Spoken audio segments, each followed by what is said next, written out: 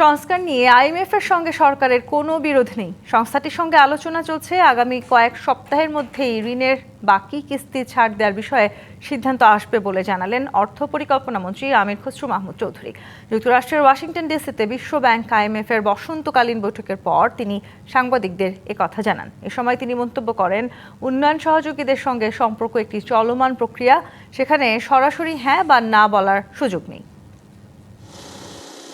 করোনার পর বাংলাদেশ ব্যাংকের রিজার্ভে ধারাবাহিক পতন শুরু হলে উন্নয়ন সহযোগী সংস্থা আইএমএফের কাছে ঋণের দ্বারস্থ হয় আওয়ামী লীগ সরকার। সংস্থাটির সঙ্গে 2023 সালে $470 কোটি রিজার্ভ সহায়তা ঋণের চুক্তি সই হয়।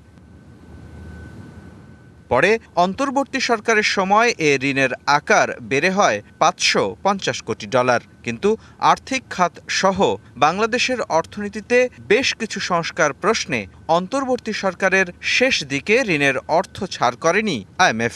সে সময় প্রতিশ্রুতি ছিল নির্বাচিত সরকার এলে ছাড় পাবে ঋণের $170 কোটি।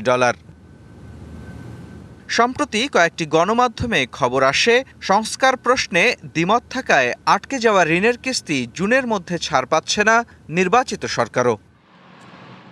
তবে এমন দাবি নাকচ করে দিয়ে অর্থ ও পরিকল্পনা মন্ত্রী জানালেন, ঋণের অর্থ ছাড় হবে না এমন কোনো সিদ্ধান্ত এখনো হয়নি। হ্যাঁ না তো বলার কোনো সুযোগ নেই।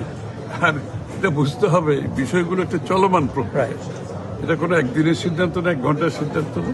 অর্থমন্ত্রী বলেন, কিছু বিষয়ে সরকারের সঙ্গে দ্বিমত আছে, তবে তা নিয়ে আলোচনা চলছে।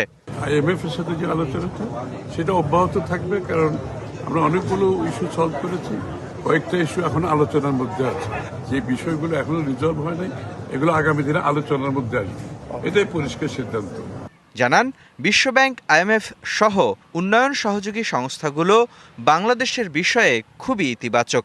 বিএনপির নির্বাচনী ইস্তেহারকে তারা সমর্থন করে বলেও দাবি করেন তিনি। সবাই মোটামুটি বিএনপির নির্বাচনী যে ইস্তেহার এটার সাথে অ্যালাইন হয়েছে। কিভাবে এটা আমরা বাস্তবায়ন করবো, এখানে যে সমস্যাগুলো সমাধান করবো, অ্যাপ্রোচটা কি হবে, এটা নিয়ে আমাদের মধ্যে আলোচনা চলবে। এর আগে শুক্রবার বিশ্বব্যাংক আইএমএফের বসন্তকালীন বৈঠকে আইএমএফের আলাদা দুটি প্রতিনিধিদের সঙ্গে বৈঠক করেন অর্থ ও পরিকল্পনা মন্ত্রী। মুস্তফা মাহবুব, ডিবিসি নিউজ ডেস্ক।